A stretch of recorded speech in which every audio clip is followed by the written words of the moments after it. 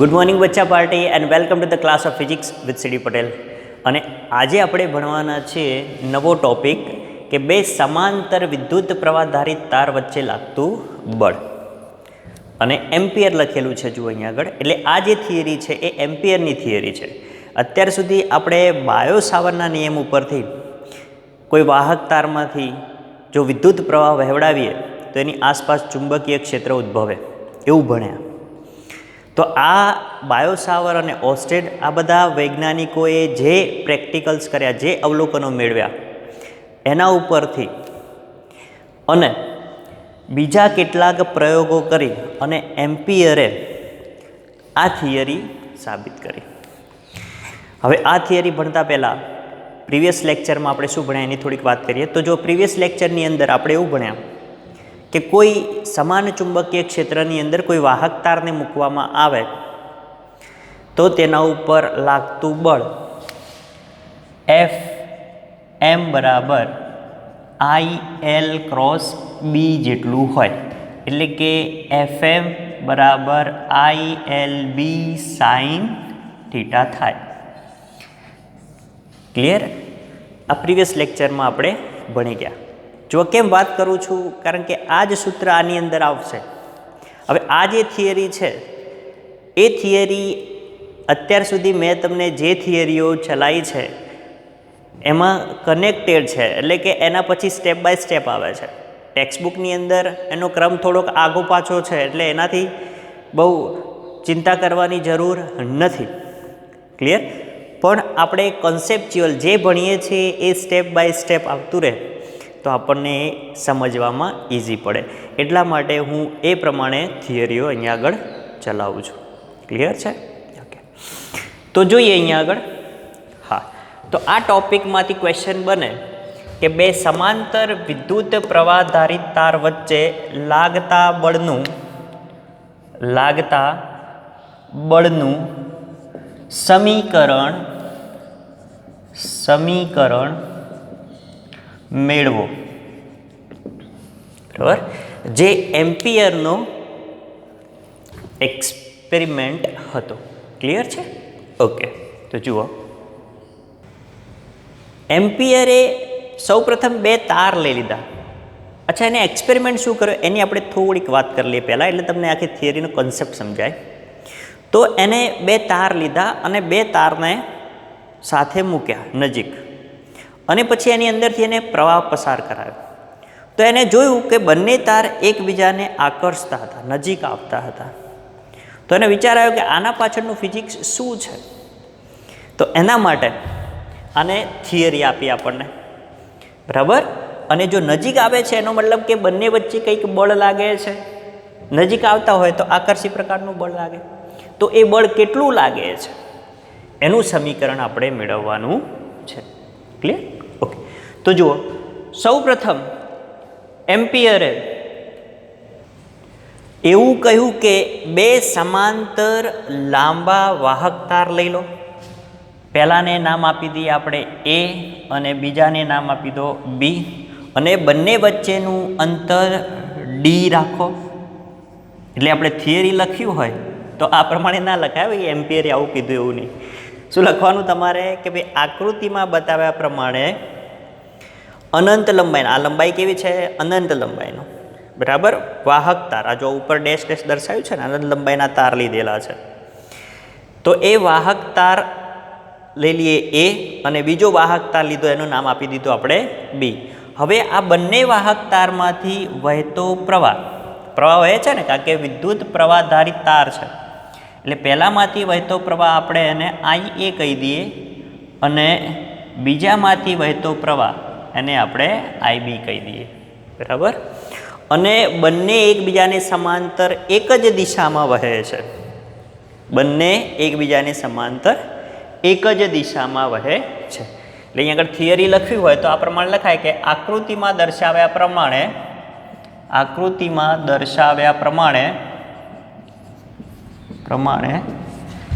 A અને B વાહક તાર ઉપર કાઢી નાખું જરા.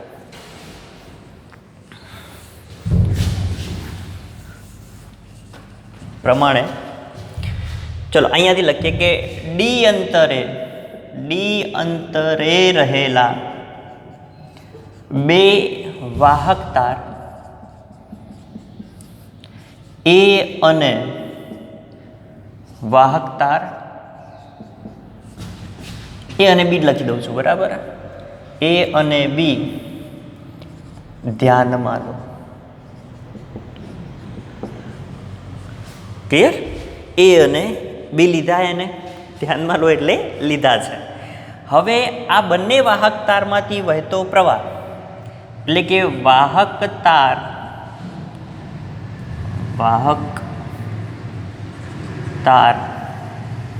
માંથી વહેતો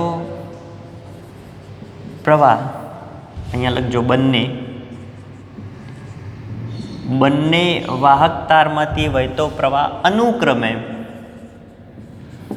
અનુક્રમે એટલે જે એ છે એમાંથી IA જેટલો અને બી તાર છે એમાંથી IB જેટલો વિદ્યુત પ્રવાહ વહે છે. જેટલો વહેતો પ્રવાહ I અને IB છે, બરાબર, જેટલો વહે છે એવું લખવાની જરૂર નથી. તમે એવું લખી દેશો કે ભાઈ IA અને IB છે એટલે આટલો પ્રવાહ વહે છે. હવે જુઓ, એની અંદરથી બી પ્રવાહ વહે છે અને બીની અંદરથી બી પ્રવાહ વહે છે. એટલે જ્યારે વાહક તારમાંથી પ્રવાહ વહેતો હશે તો બાયો સાવર્ટના નિયમ પ્રમાણે એની આસપાસ ચુંબકીય ક્ષેત્ર ઉત્પન્ન થશે. તો આ એ દ્વારા એની આસપાસ ચુંબકીય ક્ષેત્ર ઉત્પન્ન થાય. IA પ્રવાહ દ્વારા એની આસપાસ ચુંબકીય ક્ષેત્ર ઉત્પન્ન થશે. એ જ પ્રમાણે આ જે વાહક તાર બી છે એમાંથી IB જેટલો પ્રવાહ પસાર થાય છે અને પ્રવાહ પસાર થશે એટલે એની આસપાસ ચુંબકીય ક્ષેત્ર ઉદ્ભવશે. ક્લિયર? ઓકે. તો આપણે ફર્સ્ટ માટે લઈએ અહીંયા આગળ કે આ જે પહેલો વાહક તાર છે, વાહક તાર એ માંથી વહેતા વિદ્યુત પ્રવાહ આઈને કારણે તેની આસપાસ ચુંબકીય ક્ષેત્ર ઉદ્ભવે છે. તો જમણા હાથના અંગૂઠાના નિયમ પ્રમાણે અહીંયા આગળ ઉદ્ભવતું ચુંબકીય ક્ષેત્ર આ પ્રમાણે થશે. જો એટલે કે અહીંયાથી ચુંબકીય ક્ષેત્રની દિશા અંદરની તરફ અને આ બાજુથી ચુંબકીય ક્ષેત્રની દિશા બહારની તરફ હશે. તો જુઓ શું થશે અહીંયા આગળ. તો આ જે છે ચુંબકીય ક્ષેત્ર જે છે એ અંદરની તરફ દર્શાવ્યું છે મેં, જે અંદરની તરફ જ હોય, બરાબર. આ બાજુ બી મળે છે પણ આપણે આનું જ કામ છે એટલે હાલ પૂરતું મેં અહીંયા આગળ દોરેલું છે. તો જુઓ, હવે આ વાહક તાર છે એ આ ચુંબકીય ક્ષેત્રમાં આવી ગયેલો હોય એવું કહેવાય અથવા તો છે એવું કહેવાય, બરાબર છે. ઓકે. તો આ થિયરી હવે આપણે કાલે ભણી ગયા.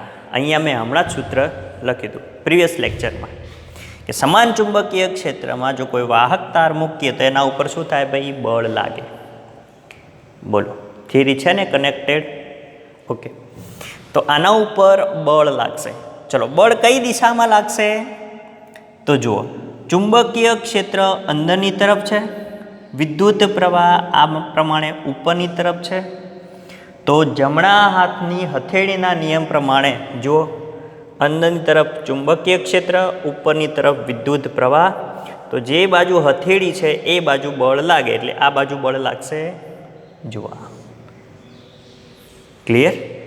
બળ આ બાજુ લાગે F, બરાબર. અહીંયા આગળ લખું છું આ પ્રમાણે F. બોલો, પણ આ જે બળ છે એ કોના દ્વારા લાગે છે અને કોના ઉપર લાગે છે? તો જો આ જે ચુંબકીય ક્ષેત્ર છે કોના દ્વારા ઉત્પન્ન થયું? તો સળિયા A દ્વારા ઉત્પન્ન થયું, બરાબર. એમાંથી જે વિદ્યુત પ્રવાહ વહે છે IA એટલે કે એના દ્વારા ઉત્પન્ન થયું અને એ કોના ઉપર લાગ્યું? તો B ઉપર લાગ્યું, બરાબર. તો A દ્વારા B પર લાગતું બળ એટલે કે FBA થશે. બોલો, સમજાય છે? ક્લિયર? ઓકે. હા, તો હવે આપણે લખીએ કે વાહક તાર A દ્વારા, જો અહીંયા આગળ લખીએ થિયરીમાં કે વાહક તાર એ દ્વારા વાહક તાર બી પર ના દરેક બિંદુએ જો આ અનંત લંબાઈનો તાર છે, કેવો તાર છે? અનંત લંબાઈનો. એટલે આમાંથી પ્રવાહ પસાર થશે, એટલે જેમ જેમ પ્રવાહ વધશે આગળ જશે, મતલબ પસાર થશે, તેની આસપાસ દરેક જગ્યાએ ચુંબકીય ક્ષેત્ર હશે જ. અને ચુંબકીય ક્ષેત્ર કેવું હશે? સમાન હશે. આ વાહક તાર છે, એના ઉપર ચુંબકીય ક્ષેત્ર કેવું હશે? દરેક બિંદુએ સમાન હશે. એટલે વાહક તાર પરની વાત કરું છું કે આ વાહક તાર ઉપર, પર્ટિક્યુલર વાહક તાર ઉપર સમજાવું તમને. દરેક બિંદુએ ચુંબકીય ક્ષેત્ર વાહક તાર એ દ્વારા વાહક તાર બી પરના દરેક બિંદુએ ચુંબકીય ક્ષેત્ર સમાન હશે. અને એ ચુંબકીય ક્ષેત્ર જે છે એ કોના કારણે ઉદ્ભવ્યું? તો એના કારણે ઉદ્ભવ્યું. એટલે આપણે એને શું કહીશું? બી એ સમાન હશે. અને આ ચુંબકીય ક્ષેત્ર કેટલું હશે? તો બી એ બરાબર, જો આના આગળના લેક્ચર્સની અંદર લેક્ચર નંબર ઉદાહરણ નંબર છે તમારું 4. કદાચ છે 4.8 અને આપણું લેક્ચર નંબર છે 6. એટલે તમે સર્ચ બોક્સમાં જઈને સર્ચ કરજો, અથવા તો ચેનલ સબસ્ક્રાઈબ કરેલી હોય તો પ્લેલિસ્ટની અંદર જઈ અને ચેપ્ટર નંબર 4ની અંદર લેક્ચર નંબર 6 જોશો તમે, તો એની અંદર ઉદાહરણ 4.6 જે છે એની અંદર આપેલું છે. એ ઉદાહરણમાં શું કીધું છે કે કોઈ અનંત લંબાઈનો તાર લીધેલો છે અને ત્યાંથી આર અંતરે ચુંબકીય ક્ષેત્ર શોધવા માટેનું સૂત્ર હતું. શું હતું? તો જો μ0I/2πr આવું હતું. જે આર એ શું હતું? તો વાહક તારથી અંતર. અહીંયા આગળ અંતર કેટલું આપેલું છે? ડી. તો અહીંયા શું લખવાનું આપણે? ડી. પ્રવાહ છે એ કોના કારણે ઉત્પન્ન થાય? તો વાહક તાર એમાં, તો એ આવશે. એટલે પ્રવાહ આઈએ લખવાનો અહીંયા આગળ. બરાબર. તો વાહક તાર એમાંથી વહેતો પ્રવાહ આઈએ અને એના દ્વારા ઉદ્ભવતું ચુંબકીય ક્ષેત્ર બી એ બરાબર μ0Ia/4πd. તેની અંદર જઈ અને જોઈ લેજો, આ સૂત્ર તમને મળી જશે. ક્લિયર? તો હા, વાહક તાર એ દ્વારા વાહક તાર બી પરના દરેક બિંદુએ, બરાબર, તાર બી પરના દરેક બિંદુએ, મેં તો અહીંયા આગળ તમને સમજાવવા માટે એની આસપાસ ચુંબકીય ક્ષેત્ર બતાવેલું છે. હું આની વાત કરું છું કે આના ઉપર ચુંબકીય ક્ષેત્ર પણ હશે ને. ચુંબકીય ક્ષેત્ર પરના દરેક બિંદુએ આટલું સમાન રીતે ઉત્પન્ન થશે. ચલો, ક્લિયર? તો આ પ્રમાણે મળશે. એટલે આ શું છે? ચુંબકીય ક્ષેત્ર બતાવેલું છે બી એ, જ્યાં બી એ બરાબર μ0Ia/2πd. બોલો, ક્લિયર? આ ચુંબકીય ક્ષેત્ર થઈ ગયું આપણું. ઓકે, હવે આ ચુંબકીય ક્ષેત્ર બી એના કારણે અહીંયા લખીએ કે ચુંબકીય ક્ષેત્ર બી એના કારણે વિદ્યુત પ્રવાહ ધારિત તાર, એટલે કે વિદ્યુત પ્રવાહ આઈબી ધારિત તાર એ કંઈક બળ અનુભવશે. કેટલું બળ અનુભવે? તો FBA જેટલું બળ અનુભવે છે. સદિશ સ્વરૂપે આપણે લખીએ FBA જેટલું બળ અનુભવે છે. એટલે વિદ્યુત પ્રવાહ ધારિત તાર એ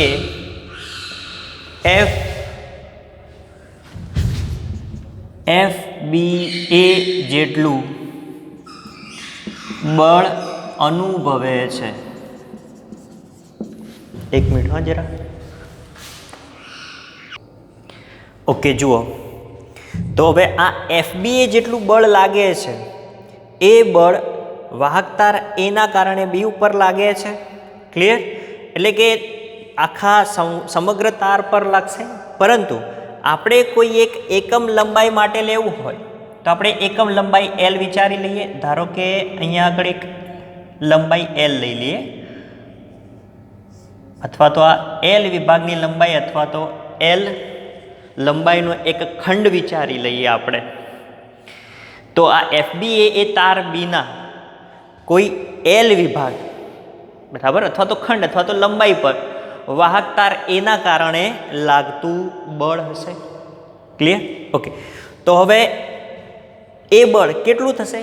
તો હમણાં આગળ થિયરી ભણી ગયા એ પ્રમાણે કે એફ બી એ બરાબર આઈ એલ ક્રોસ બી પ્રમાણે થાય. જો પ્રમાણે એલની જગ્યાએ પેલો એલ મૂકી દઈએ આપણે. તો એફ બી એ બરાબર આઈ એલ ક્રોસ બી આવું લખાય. ઓકે.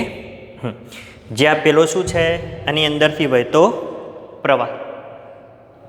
બરાબર, પ્રવાહ કેટલો છે? તો આનો પ્રવાહ આપણે લખી દઈએ આઈ બી છે ને, આની અંદરથી વહેતો પ્રવાહ આઈ બી અને એલ છે. ક્લિયર?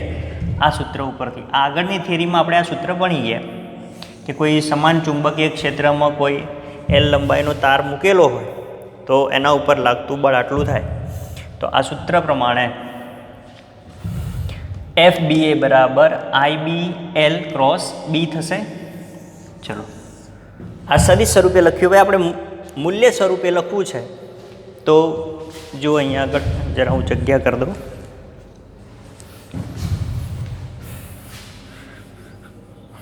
જો અહીંયા કે એફ બી એ બરાબર, ચલો, I B L B sine theta થશે. ચલો, સદિશ સ્વરૂપે હતું, મેં મૂલ્ય સ્વરૂપે લખ્યું કે એફ બી એ બરાબર I B L B sine theta. હવે આ જે થીટા છે એ જુઓ કોની કોની વચ્ચેનો ખૂણો છે? તો વિદ્યુત પ્રવાહ આઈ બી જે લંબાઈમાંથી વહે છે, તારની લંબાઈમાંથી વહે છે એ, અને ચુંબકીય ક્ષેત્ર બી વચ્ચેનો ખૂણો. તો એ જે થીટા છે કેવો છે? 90. તો સાઈન 90ની વેલ્યુ કેટલી થાય? 1 થશે. તો એફ બી એ બરાબર I B L B sine 90. Sine 90ની વેલ્યુ 1 એટલે શું થશે? I B L B F B A. એટલે કે આટલું બળ સળિયા એ દ્વારા બી પર લાગે છે. બોલો, ક્લિયર? આવડે એવું? પરંતુ અહીંયા જે ચુંબકીય ક્ષેત્ર છે એ કેટલું છે ભાઈ? બી એ જેટલું. એટલે અહીંયા આગળ આપણે બી એ લખવું પડે. જોજો હા, બી એ આવશે, બી એ આવશે. એટલે અહીંયા કેટલું થશે? બી એ જેટલું થશે. તો બી એ બરાબર હમણાં કેટલું લખ્યું હતું મેં? તો જો બી બરાબર mu 0 I A upon 2 pi D. તો આટલી વેલ્યુ આની અંદર મૂકો. તો જુઓ આઈ B L mu 0 I A upon 2 pi D. તો જુઓ આને ગોઠવો. તો પેલું mu 0 I A I B L છેદમાં 2 પાઈ ડી. તો એફ બી એ એટલે કે એ દ્વારા બી પર લાગતું બળ mu 0 I A B L upon 2 pi D જેટલું થશે. જો હવે આને 2 વડે ગુણો અને 2 વડે ભાગો તો જુઓ નીચે 4 પાઈ થઈ જશે. અને મ્યુ 0 અપોન 4 પાઈ એટલે વેલ્યુ ડાયરેક્ટ તમે મૂકી શકો 10⁻⁷. બરાબર? તો એક્ઝામ્પલ ગણતી વખતે તમારે આને 2 વડે ગુણી અને 2 વડે ભાગી દેવાનું. ક્લિયર? તો તમને એક્ઝામ્પલમાં ઇઝી પડશે. ચલો ફરી એકવાર ઝડપથી જોઈ લઈએ. હવે થોડીક જગ્યા કરવી પડશે કારણ કે કાઢવું પડશે, હજી થોડુંક આગળ જોવાનું છે એટલે. તો જો આની અંદર શું કહે છે કે 2 સમાંતર વિદ્યુત પ્રવાહ ધારિત તાર વચ્ચે લાગતું બળનું સમીકરણ. તો શું કર્યું? પહેલાં આપણે 2 તાર લઈ લીધા સમાંતર વિદ્યુત પ્રવાહ ધારિત, એટલે કે સમાંતર તાર એ અને સમાંતર બી તાર બી લીધો. હવે એમાંથી વહેતો વિદ્યુત પ્રવાહ આઈ એ, બીમાંથી વહેતો વિદ્યુત પ્રવાહ આઈ બી લીધો. ઓકે. હવે તાર એમાંથી પ્રવાહ વહે છે એટલે એની આસપાસ ચુંબકીય ક્ષેત્ર ઉદ્ભવે. એટલે કે એ દ્વારા બી ઉપર ચુંબકીય ક્ષેત્ર બરાબર કેટલું ઉદ્ભવશે? બી એ જેટલું ચુંબકીય ક્ષેત્ર સમાન તાર પર ઉદ્ભવશે. અને કેટલું હશે? તો બી એ બરાબર mu 0 I A upon 2 pi D જેટલું હશે. ઓકે. હવે આ ચુંબકીય ક્ષેત્ર બી એના કારણે વિદ્યુત પ્રવાહ આઈ બી ધારિત જે તાર છે એ તારને શું લાગશે? તારને કારણે બળ લાગશે, પ્રવાહ ચુંબકીય ક્ષેત્ર છે અને આની અંદરથી પ્રવાહ વહે છે, બરાબર? તો બંને કેવા છે? એકબીજાને લંબ, બરાબર? તો એ શું કરશે ભાઈ? બળ અનુભવશે. કેટલું બળ? તો એફ બી એ જેટલું બળ અનુભવશે. કેમ? તો કે આગળની થિયરીમાં ભણી ગયા કે સમાન ચુંબકીય ક્ષેત્રમાં વિદ્યુત પ્રવાહ ધારિત તાર મૂકો, તેના ઉપર ચુંબકીય બળ લાગે છે. ક્લિયર? ઓકે. અને ચુંબકીય બળ કેટલું લાગે? તો એફ બરાબર આઈ એલ ક્રોસ બી જેટલું. ક્લિયર? ઓકે. પરંતુ અહીંયા આગળ આપણે એક એલ લંબાઈનો ખંડ વિચારી લીધેલો છે, બરાબર? તો એના ઉપર પહેલા તાર વડે લાગતું બળ એટલે કે એફ બી એ વડે બી ઉપર લાગતું બળ એફ બી એ બરાબર આઈ બી એલ ક્રોસ બી એ થશે. ઓકે. સદિશ સ્વરૂપે એ પ્રમાણે લખ્યું. હવે મૂલ્ય સ્વરૂપે લખવું હોય તો આ પ્રમાણે થશે. તો એફ બી એ બરાબર I B L B A sine theta. Theta કેવો હશે? 90. અહીંયા આગળથી જોઈ શકો તમે.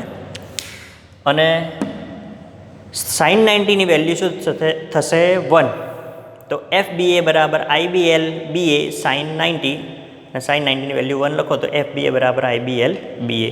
પરંતુ અહીંયા આગળ જે ચુંબકીય ક્ષેત્ર છે બી એ, એનું મૂલ્ય કેટલું છે? તો mu 0 I A upon 2 pi D મૂકી દો અહીંયા આગળ. તો જો તમને એ દ્વારા બી ઉપર લાગતું બળ આટલું થશે, mu 0 I A I B L છેદમાં 2 પાય ડી જેટલું. ક્લિયર? ઓકે. અને કઈ તરફ લાગશે? તો જુઓ એ તરફ, એટલે કે વાહક તાર એ તરફ લાગે છે. તો શું આ જ પ્રમાણે વાહક તાર બીમાંથી જે પ્રવાહ પસાર થાય છે એના કારણે ચુંબકીય ક્ષેત્ર વાહક તાર એ પર દરેક બિંદુએ સમાન હશે? એટલે કે અહીંયા પણ એવું જ હશે પરિસ્થિતિ. એટલે આમાંથી પસાર થાય એટલે આ બાજુ ચુંબકીય ક્ષેત્ર કઈ દિશામાં હશે? બહારની તરફ હશે. હવે આની વાત કરું છું, બરાબર? જુઓ પહેલાં આપણે આને ક્લિયર કરી નાખીએ. તો જુઓ હવે બીના કારણે એ ઉપર લાગતું બળ આટલું જ થશે સેમ. તો એફ બી એ બીના કારણે એ ઉપર લાગતું બળ mu 0 I A I B into L upon 2 pi D. અંતર તો બંને વચ્ચે સરખું જ છે. એટલે આ પ્રમાણે કે ધારો કે આની અંદરથી આઈ બી જેટલો પ્રવાહ વહે છે તો જમણા હાથના અંગૂઠાના નિયમ પ્રમાણે એની આસપાસ ચુંબકીય ક્ષેત્ર ઉદ્ભવશે. આ બાજુથી અંદર જશે અને આ બાજુથી બહાર આવશે. તો જો અહીંયા આગળ ચુંબકીય ક્ષેત્ર છે એ આ પ્રમાણે મળશે તમને. જો આ પ્રમાણે મળે. હવે જો આ પ્રમાણે મળે તો જો બળની દિશા કઈ થશે સમજાવવા માટે દોર્યું છે. આમ હશે તો ચુંબકીય ક્ષેત્ર જે છે હવે બહારની તરફ આવે છે. આ રીતે સમજી લેજો તમે, હું બધા રાઉન્ડ કરવા નહીં જતો, બરાબર? આ પ્રમાણે છે ચુંબકીય ક્ષેત્ર બી, બરાબર? ઓકે. તો ચુંબકીય ક્ષેત્ર બહારની તરફ, વિદ્યુત પ્રવાહ ઉપરની તરફ. તો બળની દિશા કઈ તરફ થશે? જો જમણા હાથની હથેળીનો નિયમ અથવા તો ફ્લેમિંગનો ડાબો હાથ લઈ આવવાનો, કાં તો આપણો જમણો હાથ. તો જો આ પ્રમાણે ચુંબકીય ક્ષેત્ર બહારની તરફ, પ્રવાહ ઉપરની તરફ છે. તો હથેળીની દિશા આ બાજુ, એનો મતલબ કે બળ આ બાજુ લાગશે. એ જુઓ છે, આ બળ છે એ આ બાજુ લાગશે, આ બળ આ બાજુ લાગતું હતું, બરાબર? એફ બી એ. તો આ જે બળ છે એફ એ બી એ આ બાજુ લાગશે. ટૂંકમાં બંને બળો જે છે એ પરસ્પર વિરુદ્ધ દિશામાં લાગે છે.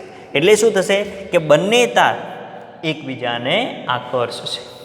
ક્લિયર? ઓકે. જો અહીંયા આગળ લખીએ કે અહીં ચુંબકીય બળની દિશા કઈ થશે? તો જુઓ એફ એ બી એ અહીં એટલે કોની વાત કરીએ છીએ આપણે? તાર એ માટે. એટલે કે તાર એ ઉપર જે બળ લાગે છે કોના કારણે? બી વડે. એ ઉપર જે બળ લાગે છે એફ એ બી એની દિશા એટલે કે F A B any Disha F B એ કરતાં વિરુદ્ધ છે, બરાબર. એટલે કે બંને એકબીજાના વિરુદ્ધ છે એવું કહેવાય. બંને પરસ્પર વિરુદ્ધ દિશામાં લાગે છે. ચલો ક્લિયર. તો એને આ રીતે લખી શકીએ આપણે કે એફ એ બી બરાબર માઇનસ એફ બી એ. પરંતુ જુઓ મૂલ્યો કેવા છે? સમાન છે. બંનેના મૂલ્યો કેવા છે? જુઓ સમાન. આ જુઓ આ સૂત્ર અને આ સૂત્ર, બંનેના મૂલ્યો કેવા છે? સમાન. પરંતુ દિશા કેવી છે? વિરુદ્ધ. આ તો ન્યૂટનની ગતિના ત્રીજા નિયમ જેવું નહીં લાગતું? હા, તો બસ એવું જ છે. ક્લિયર. કે બે સમાંતર તાર હોય અને એમાંથી એક જ દિશામાં જો વિદ્યુત પ્રવાહ પસાર કરાવવામાં આવે, બરાબર. અહીંયા આગળ લખો કે બે સમાંતર તાર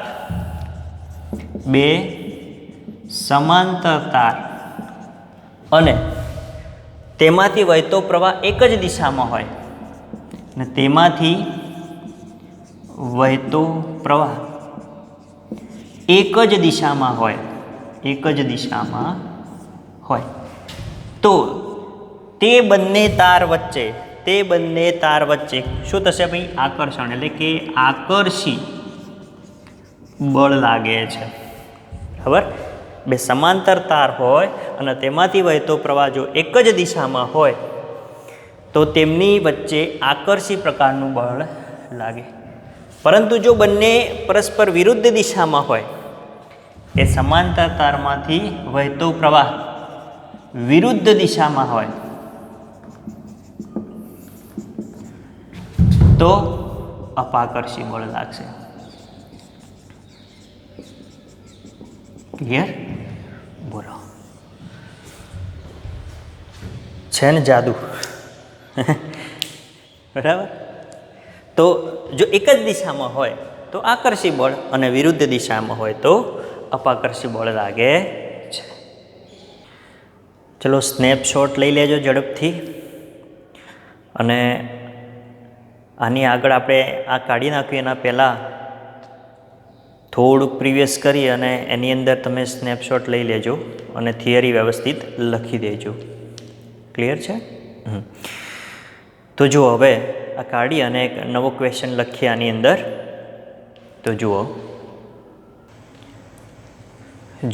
આ નેક્સ્ટ ક્વેશ્ચન છે, નાનકડો જ છે, ખાલી જોઈ લો શું કહેવા માગે છે. કે બે સુરેખ સમાંતર વિદ્યુત પ્રવાહધારિત તારની એકમ લંબાઈ દીઠ લાગતા બળનું સમીકરણ લખી. એટલે અહીંયા આગળ જે બળનું સમીકરણ મેળવ્યું આપણે, એફ બી એ બરાબર μ0 IA IB L/2πd. એ સમીકરણ લખી અને એમ્પિયરની વ્યાખ્યા આપવાની છે. કેમ? તો કે આ એમ્પિયરનો એક્સપેરિમેન્ટ છે, એમ્પિયરે પ્રયોગ કર્યો હતો. ક્લિયર? ઓકે. અને આ જે એમ્પિયરની વ્યાખ્યા છે જે આપણે પહેલા ચેપ્ટરમાં ત્રીજા ચેપ્ટરમાં ભણ્યા, બરાબર, અત્યાર સુધી જે ભણ્યા એમ્પિયરની વ્યાખ્યા, એ અહીંયાથી આવે છે. ક્લિયર? કેવી રીતે? તો જોઈએ અહીંયા આગળ કે બે સુરેખ સમાંતર વિદ્યુત પ્રવાહધારિત તારની એકમ લંબાઈ દીઠ લાગતા બળનું સૂત્ર. એકમ લંબાઈ કેવી રીતે મળશે? પહેલાં તો આપણે આ સૂત્ર લખી દઈએ કે એફ બી એ બરાબર μ0 IA IB L/2πd. હવે આ એલને આ બાજુ લઈ જઈએ. જુઓ, આ જે લંબાઈ છે આપણે કેટલી લઈએ છીએ? 1 એકમ. બરાબર. અહીં લખી દેવાનું, અહીં લંબાઈ L બરાબર 1 એકમ. L બરાબર 1 એકમ લઈએ તો એકમ લંબાઈ દીઠ થાય. જુઓ, એટલે કે એફ બી એ છેદમાં L બરાબર, હવે એકમ લંબાઈ દીઠ લાગતું બળ, એટલે આપણી ટેક્સ્ટબુકમાં આ પ્રમાણે એફ આપેલો છે, small F. F B A બરાબર, ઇક્વેશન લખી દો, μ0 IA IB છેદમાં 2πd. ક્લિયર? તો આ એકમ લંબાઈ દીઠ લાગતા બળનું સમીકરણ છે. એટલે કે FBA બરાબર μ0 IA IB છેદમાં 2πd. આ ઇક્વેશનને એક્ઝામ્પલમાં ગણવા માટે શું કરવાનું, તમારે ઉપર નીચે 2 વડે ગુણવાનું, 2 વડે ભાગવાનું. એટલે કે FBA બરાબર આ પ્રમાણે થશે. જુઓ, μ0 IA IB ઇન્ટુ 2 છેદમાં 2 ગુણ્યા 2πd એટલે 2 તો 4 થઈ જશે, એટલે 4π ઇન્ટુ d થાય. અને અહીંયા આગળ આ જે છે μ0/4π એની જગ્યાએ શું લખી દેવાનું તમારે 10⁻⁻7. તો એક્ઝામ્પલ માટે કહું છું, આ પ્રમાણે લખશો તો પણ ચાલશે. IA IB એટલે કે 2IA IB ઇન્ટુ 10⁻⁻7 બરાબર, અથવા તો 2 પાછળ લખી દઈએ આપણે બરાબર. આ પ્રમાણે લખી દો, તમને અનુકૂળ હોય એ પ્રમાણે, તમને યાદ રહે એ પ્રમાણે તમારે લખવાનું. IA IB 2 ઇન્ટુ 10⁻⁻7 છેદમાં d બરાબર. આ પ્રમાણે જો ક્લિયર છે. MCQમાં જનરલી આ બધા ઇક્વેશનનો યુઝ થતો હોય છે, તો આ બધા સૂત્રો આપણે યાદ રાખવાના બરાબર છે. ઓકે, હવે જોઈએ એમ્પિયરની વ્યાખ્યા.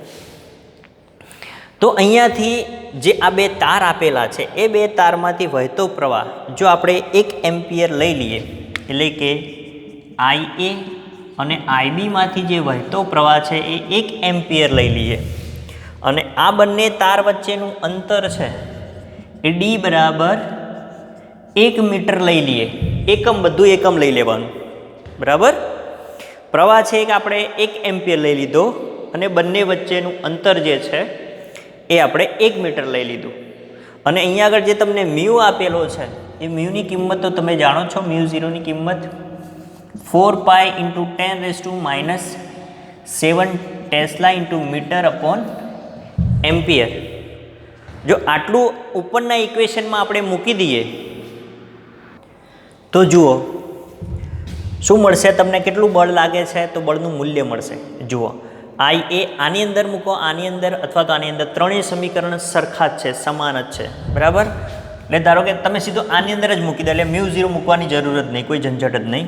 જો IA અને IB એટલે 1 અને 1 મૂકી દો અહીંયા આગળ, અને છેદમાં d નીચે 1 મૂકી દો, તો જુઓ FBA બરાબર 2 ગુણ્યા 10⁻⁷ ન્યૂટન મળશે. ક્લિયર? અચ્છા, હા, અને એકમ ન્યૂટન પર મીટર. હા બરાબર, એકમ લંબાઈ દીઠ છે ને, ન્યૂટન પર મીટર, એટલે આ પર મીટર જ આવશે બરાબર, ન્યૂટન પર મીટર. ક્લિયર? ઓકે, હા, લંબાઈ પણ 1 એકમ લીધેલી હોય તો એકલું ન્યૂટન લખી શકો તમે બરાબર છે. ઓકે, એટલે આને આપણે એકલું ન્યૂટન લખીશું જો L બરાબર 1 એકમ લીધેલું હોય તો. બાકી પહેલાંને આપણે ન્યૂટન પર મીટર લખીશું. ક્લિયર? ઓકે, તો આટલું બળ લાગે. તો હવે આના ઉપરથી એમ્પિયરે વ્યાખ્યા આપી. જોઈએ વ્યાખ્યા અહીંયા આગળ લખીએ, આ કાર્ડ નાખીએ પહેલાં. જુઓ તો આના ઉપરથી વ્યાખ્યા છે એ આ પ્રમાણે બનશે.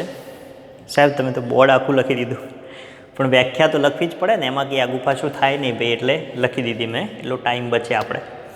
તો જુઓ, એમ્પિયરની વ્યાખ્યા એમ્પિયરે શું આપી કે 2 ખૂબ લાંબા સુરેખ અવગણ્ય આડછેદ ધરાવતા શૂન્યાવકાશમાં એકબીજાથી 1 મીટર અંતરે અથવા તો લંબ અંતરે મૂકેલા તારમાંથી, અહીંયા આગળ આપણે અંતર કેવું લઈ લીધું, 1 એકમ લઈ લીધું ને, તારમાંથી જે સમાન વિદ્યુત પ્રવાહ માટે બંને વાહકો પર, બંનેમાંથી સમાન વિદ્યુત પ્રવાહ, બંને વાહકો પર એકમ લંબાઈ દીઠ લાગુ પડતું બળ, એકમ લંબાઈ દીઠ લાગુ પડતું બળ એટલે આ કેટલું છે તો કેટલું મળે કે 2 ગુણ્યા 10⁻⁷ ન્યૂટન હોય તો દરેક તારમાંથી પસાર થતો પ્રવાહ 1 એમ્પિયર હશે. એટલે 2 તાર હતા, એમાંથી દરેકમાંથી વહેતો પ્રવાહ કેટલો હશે, 1 એમ્પિયર હશે.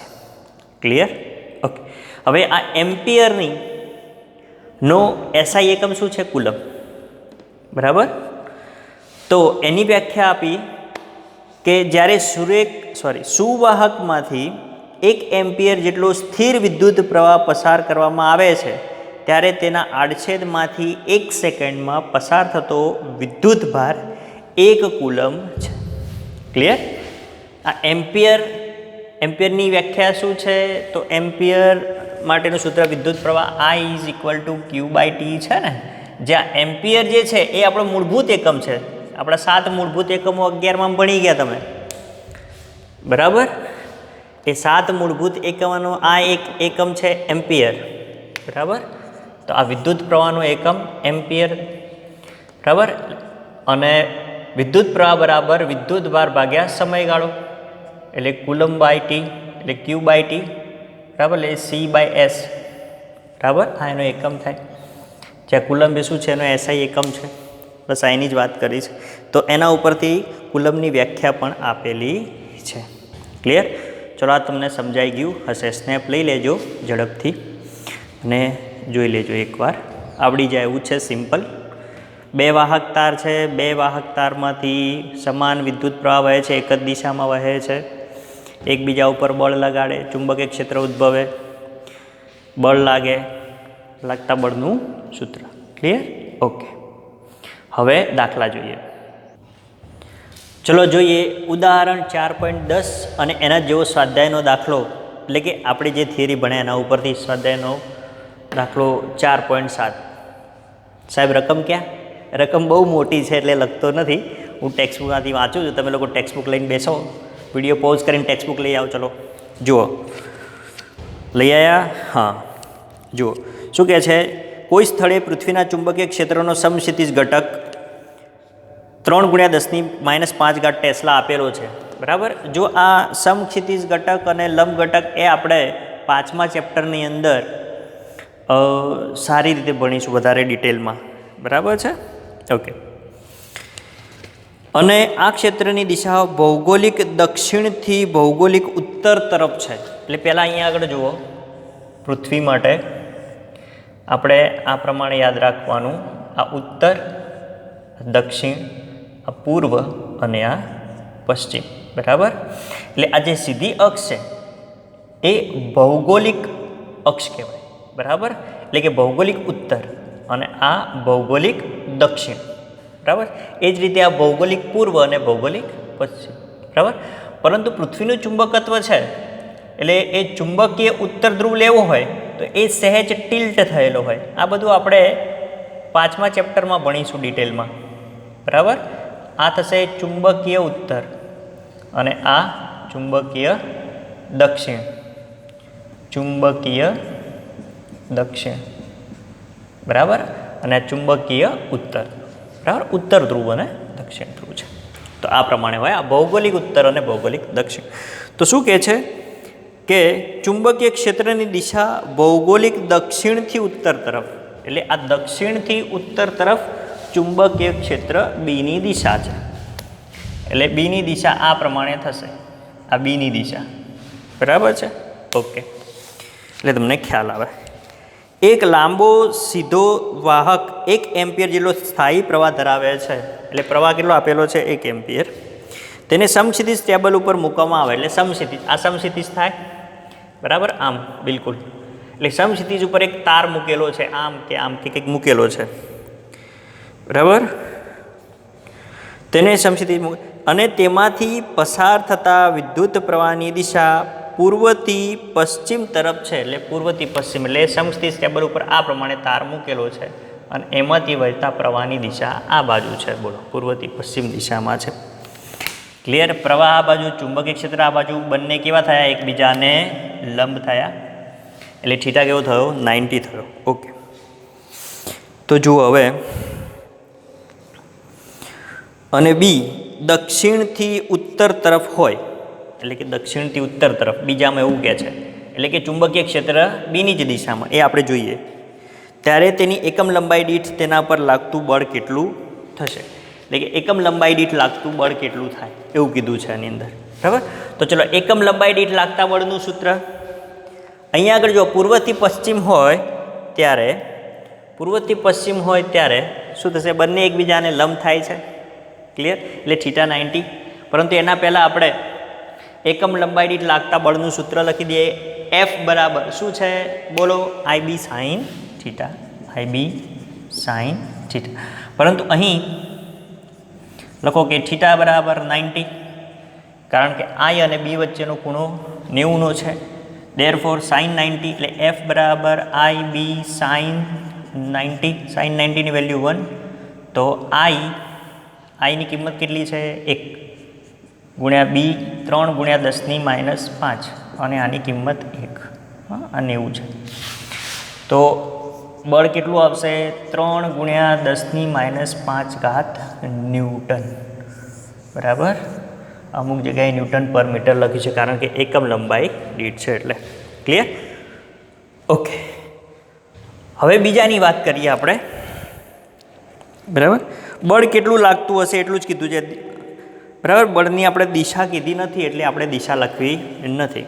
ક્લિયર? ચલો, ઉત્તરથી દક્ષિણ તરફ. હવે ઉત્તરથી દક્ષિણ તરફ એટલે આ એ જ થઈ, એ જ દિશામાં, એટલે કે પ્રવાહ અને ચુંબકીય ક્ષેત્ર બંને એકબીજાને કેવા છે સમાંતર. સમાંતર હોય તો થીટા કેવો થશે 0 અને સાઇન 0ની કિંમત શું થશે 0. ધેરફોર અહીંયા આગળ જે બળ છે કેવું મળશે 0 મળશે ન્યૂટન પર મીટર. ક્લિયર? એટલે અહીંયા આગળ 0 થઈ જશે બળ. બોલો, ક્લિયર? આવડે એવું? ઇઝી?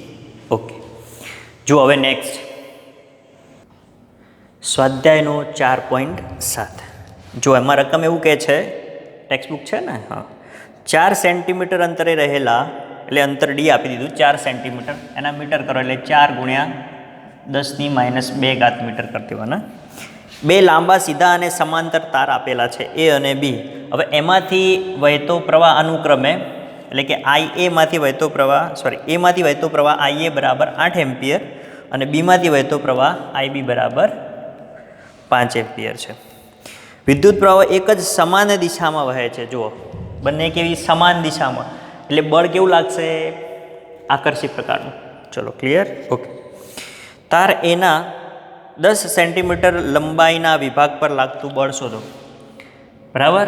10 સેન્ટીમીટર વિભાગમાં, એટલે એલ બરાબર આપી દીધેલો છે તમને 10 ગુણ્યા 10⁻2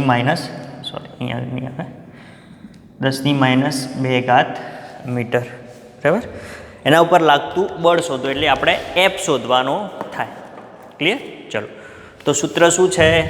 એફ બરાબર બોલોડો μ0 IA IB, એટલે આપણે આ જ લખી દઈશું, કેપિટલ અને કેપિટલ બી આપેલો છે, ઇન્ટુ એલ, બરાબર. એ ઉપર છે એટલે મેં અહીંયા આગળ એ લખેલો છે, નીચે છેદમાં 2πd અંતર છે આ પ્રમાણે.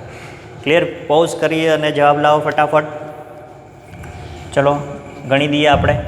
2 વડે ગુણી દો એટલે સીધી કિંમતો મૂકતા ફાવે, બરાબર. ઇન્ટુ 2 અને અહીંયા આગળ 4 થઈ જશે અને μ0/4π બરાબર 10⁻⁷ એટલે